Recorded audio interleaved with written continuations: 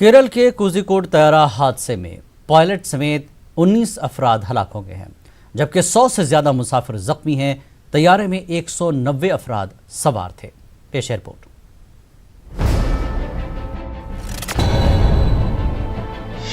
कोझिकोड में तैयारा हादसे का शिकार, 35 फीट गहरी खाई में गिरकर 2 हिस्सों में हुआ तकसीम।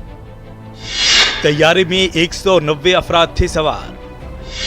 कोझिकोड कलेक्टर ने जारी किया हेल्पलाइन नंबर। मुसीबत के मारों पर मुसीबतों का पहाड़ टूटा। कोझिकोड एयरपोर्ट लैंडिंग के दौरान एयर इंडिया एक्सप्रेस का तैयारा हादसे का शिकार हो गया।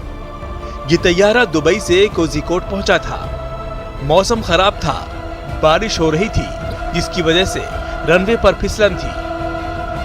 तैयारा लैंडिंग के दौरान रनवे पर रुक नहीं सका और खाई में गिरकर 2 टुकड़े हो गया।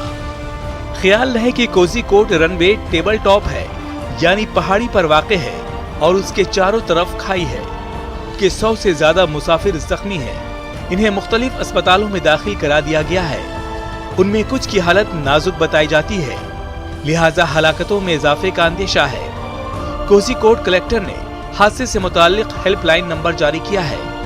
4952376901 पर राब्ता करके मुतासिरीन के रिश्तेदार और अजीज़ व क़रीब मालूमात हासिल कर सकते हैं। एयर इंडिया एक्सप्रेस का तैयारा दुबई से केरल के कोझिकोड पहुंचा था। इस पर 190 मुसाफिर सवार थे।